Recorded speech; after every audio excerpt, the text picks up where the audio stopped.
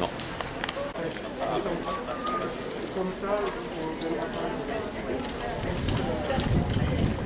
Qui fait à peu près, je ne sais plus, à peu près 10 000 habitants, quelque chose comme ça.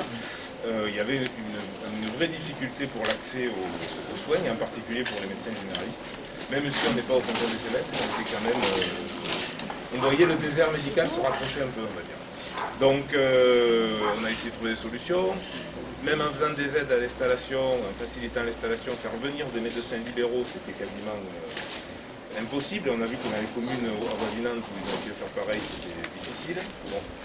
Donc on a cherché une solution en se tournant vers Filieris. Vous avez ici un représentant, M. Potte. Donc Filieris, c'est une marque de santé qui est issue des caisses des mines, c'est ça? Voilà.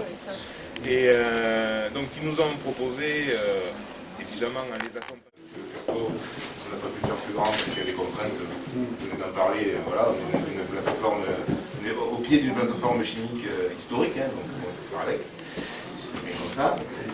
Donc il y a 4 bureaux médecins au à l'est Salèndre Bessèges et Salèndre ferme, on déjà garanti ferme le Bessèges et celui d'à l'est le garantit pas. Ils vont le fermer parce qu'il y en a d'autres et comme ils se sont regroupés avec les autres.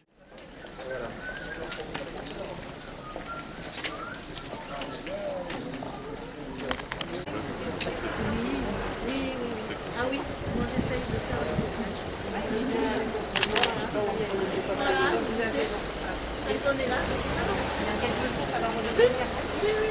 Là, on a pas mis un peu de voilà, c'est. On attaque avec un passage, on a fait les mobiles, ça va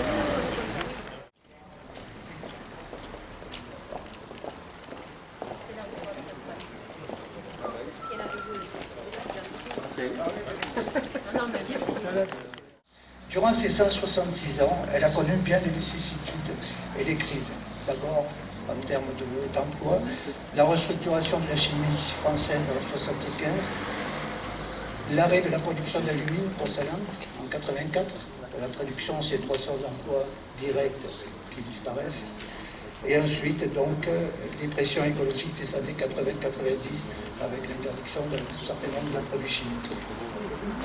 Et la rénovation du centre de santé, c'est un dossier qui se termine, ce sera donc le premier qui sera abouti sous ce nouveau mandat. Ensuite, nous comptons sur la création d'un pôle de charges multimodal dans le cadre du projet de réouverture aux voyageurs de la ligne ferroviaire Alès-Bessèges, initié d'ailleurs par la région. Pour déployer ces projets, il faut un lieu d'accueil public plus moderne. Ainsi, le projet d'agrandissement de la mairie et de la rénovation énergétique du bâtiment est proposé.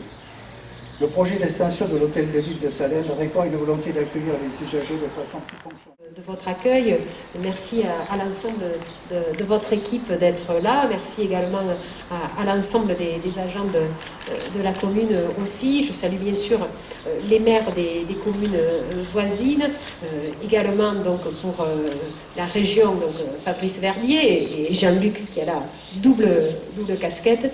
Et puis bien entendu, je salue Denis Boide, sénateur, mais avant tout mon ami. Voilà, parce que j'ai toujours plaisir à être ici.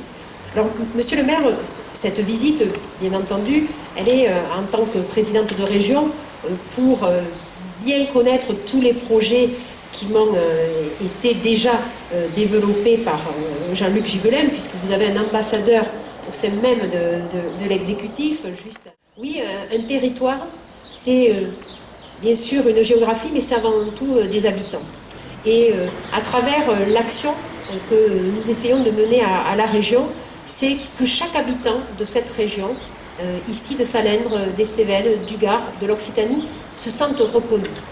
Parce que, à travers les déplacements que j'ai pu faire hier ou ce matin au collège Racine d'Alès, c'est bien ça l'enjeu de l'avenir de notre République, c'est que chacun ait sa place. Que chacun se sente intégré, se sente inclus, c'est essentiel.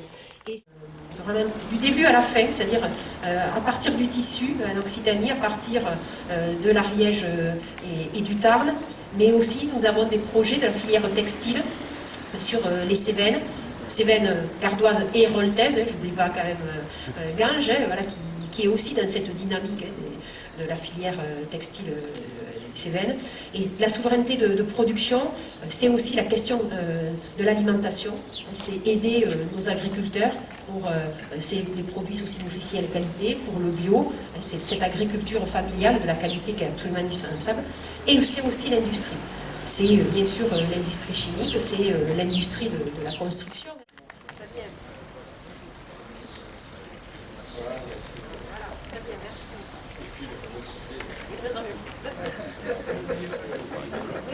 Ils me disent n'oubliez pas le dossier. Ah, Non, vous dire, je me doute que dans ce dossier, il y a beaucoup de chiffres et un peu moins de larmes.